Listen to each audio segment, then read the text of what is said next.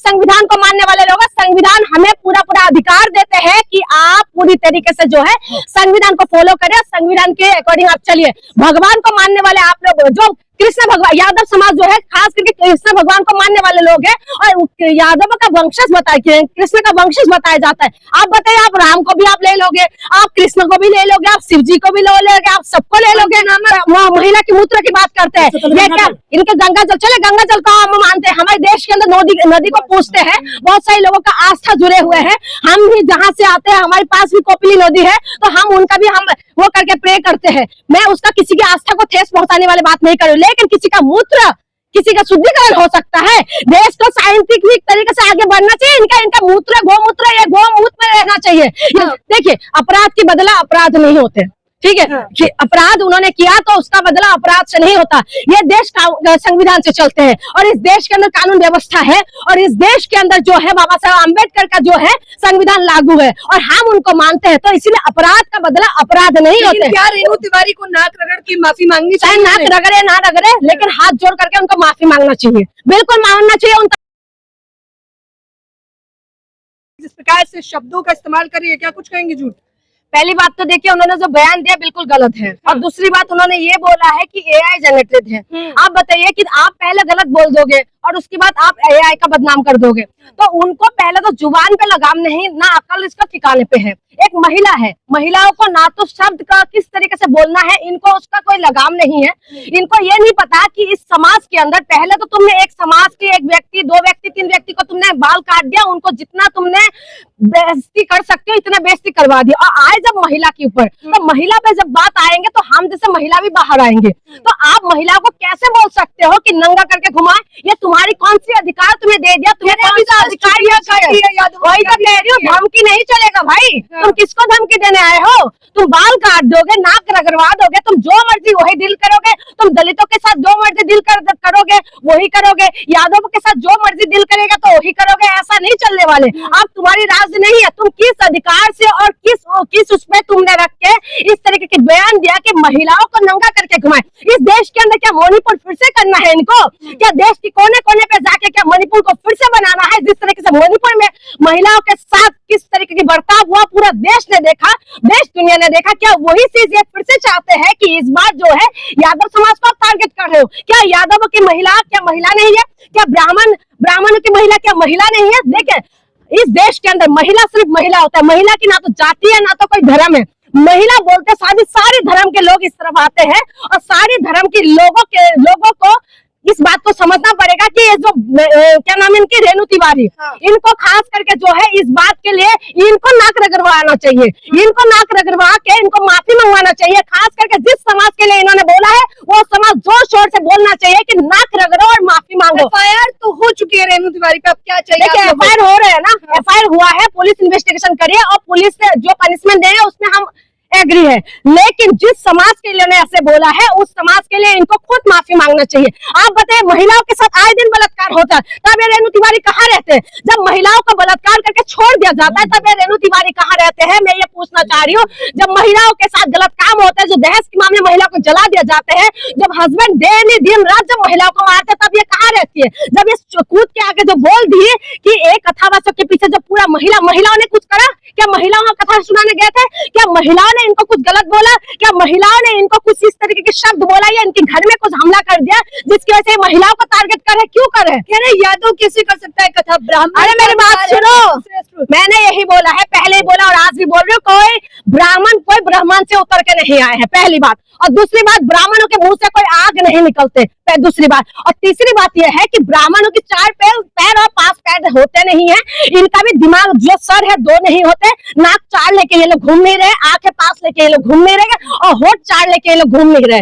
उनका भी 2 कान होते हैं। इस धरती पे अगर ब्रह्मा का मुख से पैदा हुआ है वो ब्राह्मण, आप लोग मानते होंगे, हम नहीं मानते। ग्रंथ में हम संविधान को मानने वाले लोग, संविधान हमें पूरा अधिकार देते हैं कि आप पूरी तरीके से जो है संविधान को फॉलो करें, संविधान के अकॉर्डिंग आप चलिए। भगवान को मानने वाले आप लोग, जो कृष्ण भगवान, यादव समाज जो है खास करके कृष्ण भगवान को मानने वाले लोग हैं और यादव का वंशज बताया, कृष्ण का वंशज बताया जाता है। आप बताइए, आप राम को भी आप ले लोगे, आप कृष्ण को भी ले लोगे, आप शिव जी को भी ले लोगे, आप सबको ले लोगे। नामा करवा रखा है उन लोगों ने, उनका कॉपीराइट है उनका, उनको पूरी तरीके से जो है इनको कॉपीराइट मिला हुआ है कि ब्राह्मण से उतर के आए थे और ये लोग बायोलॉजिकल पैदा नहीं हुआ इन्होंने, ठीक है। इनकी दिमाग पूरी तरीके से जो है, पूरा ब्राह्मण समाज के लिए मैं नहीं कह रही हूँ, ब्राह्मण जो है ब्राह्मणवाद के लिए मैं कह रही हूँ। और ये रेणु तिवारी को खास करके अकल ठिकाने लगाना और दिमाग ठिकाने लगा के दोबारा बयान देना, कभी ऐसा भी बयान हो। क्या अकल ठिकाने लगाएंगे?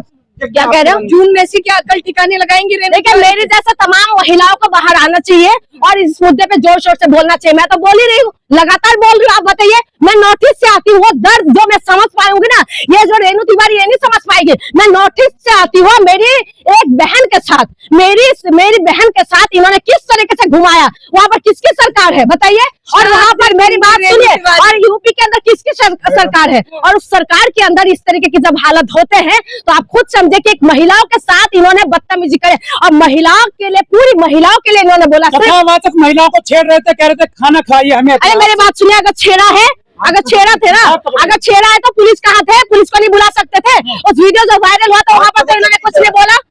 अगर हाथ पकड़ा है, उनको छेड़ा है तो पुलिस कहाँ थे? पुलिस को बुलाते ना। तो दिया शुद्धिकरण पेशाब से, आप पेशाब से डुबकी लगवाएंगे, अभी भी यादव समाज को समझना पड़ेगा। आप समझ जाओ, नहीं तो आपको पेशाब के अंदर डुबकी लगवा देंगे ये लोग। ये तो ऐसा है, पहले तो दलितों को मुंह रखने से मारते हैं, ये लोग दलितों को घास खिलाते हैं, ये लोग दलितों को गंदा पानी पिलाते हैं। आप तो हद हो गए कि जो ओबीसी समाज, खास करके यादव ओबीसी में आते हैं, तो ओबीसी समाज को ये लोगों ने मूत्र के द्वारा ये लोगों ने शुद्धिकरण कर दिया। अगर अभी भी ये लोग नहीं समझेंगे तो ये लोग डुबकी लगवा देंगे। रहिए, रेणु तिवारी के बारे में बोल रहे हैं, कहीं आपका भी शुद्धिकरण करवा। मेरी बात सुनिए, जो करना है कर लेंगे। मैं आपकी सबकी सामने बोल रही हूँ, जो करना है कर ले। क्या कॉपीराइट है तुम्हें? तुम महिलाओं के लिए कैसे बोल रहे हो? मैं भी महिला हूँ और नॉर्थ ईस्ट से आती हूँ, ठीक है। हम नॉर्थ ईस्ट वाले हैं ना, किसी से नहीं डरते। अगर हम सही है तो हमें जो करना है कर ले।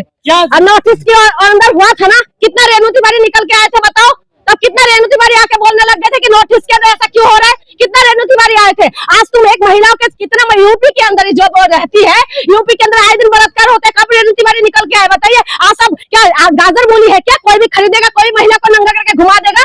ये कहाँ से आ गई? आज मध्य प्रदेश के अंदर जो महिला को थोक के हिसाब से बेचते हैं, जो महिला को साथ इस तरीके के एक खरीदते हैं, बेचने वाले आ जाते हैं, तब ये रेणु तिवारी कहाँ रहती है बताइए ना? आज महिलाओं के साथ जब मुंह पे एसिड डाल दिया जाता है तो रेणु तिवारी कहाँ रहते हैं? जब महिलाओं को बलात्कार करके उनको मारने के लिए मजबूर कर देते हैं, रेणु तिवारी कहाँ रहते हैं? अपने साल में रेणु तिवारी कहाँ थी? सबको सबक सिखाया जाएगा। शुरुआत यादवों से की गई है, पहले यादव, फिर दलित, सबको सिखाया। देखिए, हिंदू राष्ट्र की जो झंडा उठा के घूम रहे हैं ना, उनको समझना चाहिए। हम जैसे तो समझ के हैं, ये अमृतकाल नहीं है, ये जहरीली काल है। ये जो है ये अमृतकाल नहीं है। किसने बोला ये अमृतकाल है? किसने बोला अमृतकाल है? ये अमृतकाल कहते हैं जिसमें महिलाओं के साथ बलात्कार की बात कहते हैं, जिसमें महिलाओं को नंगा करके घुमाने की बात कहते हैं। आप बताइए, ये अमृतकाल है जिसके अंदर महिलाओं को इंसाफ नहीं मिलता है। जून में से एक वीडियो तो आपने सबने देखा कि जो है नाक रगड़वाई, पेशाब शुद्धिकरण। अब क्या आप ये चाहती है कि जितने लोग उस वीडियो में शामिल थे सबका शुद्धिकरण इसी प्रकार से किया जाए? कौन सी वीडियो में शामिल? देखिए, अपराध के बदला अपराध नहीं होते, ठीक है। अपराध उन्होंने किया तो उसका बदला अपराध से नहीं होता। ये देश संविधान से चलते हैं और इस देश के अंदर कानून व्यवस्था है और इस देश के अंदर जो है बाबा साहब अम्बेडकर का जो है संविधान लागू है और हम उनको मानते हैं। तो इसीलिए अपराध का बदला अपराध नहीं होते। क्या रेणु तिवारी को नाक रगड़ की माफी मांगनी चाहिए? नाक रगड़े ना रगड़े, लेकिन हाथ जोड़ करके उनको माफी मांगना चाहिए, बिल्कुल मांगना चाहिए। उन तमाम महिलाओं जो जिस समाज के लिए इन्होंने बोला और पूरा देश की महिलाओं के लिए इनको जो है ना हाथ जोड़ के इनको माफी मांगना चाहिए। जो कथावाचक हैं वो यादव नहीं, वो नाम बदल कर, जाति बदल कर दीक्षित बनकर आए थे, ब्राह्मण बनकर आए थे वो कथावाचक। आपने देखा है जाके? आधार कार्ड निकला उनके पास। आपने देखा है क्या जाके? आजकल टेक्नोलॉजी के टाइमिंग में कितना कुछ बदल सकता है। अगर उन्होंने नाम बदला है, अगर उन्होंने आधार कार्ड जो बनाया है, मेरी बात सुनिए, अगर बदला है तो पनिशमेंट देने का जिम्मेदारी किसकी है? किसकी है? आपकी है? आपकी है जिम्मेदारी? या बताइए आपकी है? किसकी जिम्मेदारी है? पुलिस पनिशमेंट देगा या खुद ही पनिशमेंट देने लग जाओगे? आप खुद ही उनको मारने लग जाओगे, नाक रगड़वा दोगे। आपने उनका पैर छुआ तो उनके मूत्र से इनका धुलाई करवा दिया। आप बताइए, अगर महिला की किसी ने पैर छुआ है तो क्या गलत हो? महिला ने अगर उनका पैर छुआ है तो क्या गलत हो गया? आगे जीवन जीने के लिए शुद्धिकरण बहुत जरूरी है। कोई शुद्धिकरण नहीं है। आपको शुद्धिकरण करवाना है या आपको जाके पेशाब में डुबकी लगवाना है बताइए? क्या लगवाना है क्या आपको? इसीलिए मैं बता रही हूँ ज्योति, आप भी समझ जाइए कि हाँ महिलाओं के लिए आवाज, ये यादव है ना, ये डुबकी लगने वाले हैं इनका भी, ये सुधर जा नहीं तो डुबकी लग जाएंगे तुम्हारे भी। उन्होंने क्या कहा, शुद्धिकरण की आवश्यकता थी, फाइन भी लिया गया जैसे कोर्ट में किया जाता है, ठीक उसी प्रकार से। मेरी बात सुनिए, पहले ये गौमूत्र की बात करते थे, अब ये महिला की मूत्र की बात करते हैं। ये क्या इनके गंगा जल, चले गंगा जल को हम मानते हैं, हमारे देश के अंदर नदी को पूछते हैं, बहुत सारे लोगों का आस्था जुड़े हुए हैं। हम भी जहाँ से आते हैं, हमारे पास भी कोपिली नदी है, तो हम उनका भी हम वो करके प्रे करते हैं। मैं उसका किसी की आस्था को ठेस पहुंचाने वाली बात नहीं कर रही, लेकिन किसी का मूत्र, किसी का शुद्धिकरण हो सकता है। देश को साइंटिफिक तरीके से आगे बढ़ना चाहिए। इनका मूत्र, गौमूत्र, ये गौमूत्र में रहना चाहिए। ये कहाँ से आ गए? आपको मैं बार बार बता रही हूँ कि देश के अंदर जो है शिक्षा, स्वास्थ्य, बिजली, पानी में बात होना चाहिए, इनमें बात नहीं करते। अब यादव समाज के ऊपर जिस तरीके से इन्होंने बात करी है, इनको पूरी तरीके से पनिशमेंट होना चाहिए। और योगी राज में खास करके आप क्या उम्मीद कर सकते हैं? तिवारी ने आपका भी शुद्धिकरण कर दिया मूत्र से, तब क्या करेंगे? इनकी बस की बात नहीं है। हम नॉर्थ ईस्ट वाले हैं, ठीक है, नॉर्थ ईस्ट वाले हैं, और इनको पूछ लीजिएगा कि नॉर्थ ईस्ट में आप मार के देख लीजिएगा कि नॉर्थ ईस्ट के अंदर महिलाओं को किस स्थान पे रखते हैं। और नॉर्थ ईस्ट के अंदर जब महिला पैदा होते हैं ना, तो ढोल नगाड़े बजते हैं। और नॉर्थ ईस्ट के अंदर जो है, मैं जहां से आती हूँ ना, वहां पर हम लोग जो है इस देश के लिए मर मिटने के लिए भी हम लोग कुर्बान होते हैं। और ये रेणु तिवारी हमें क्या उसमें डुबकी लगवाएंगे? इसकी बस की बात नहीं है। मैं खुलेआम चैलेंज करती हूँ। हम संविधान को मानने वाले लोग हैं, और आपकी गौमूत्र, आपकी महिला मूत्र से हम डरने वाले नहीं हैं।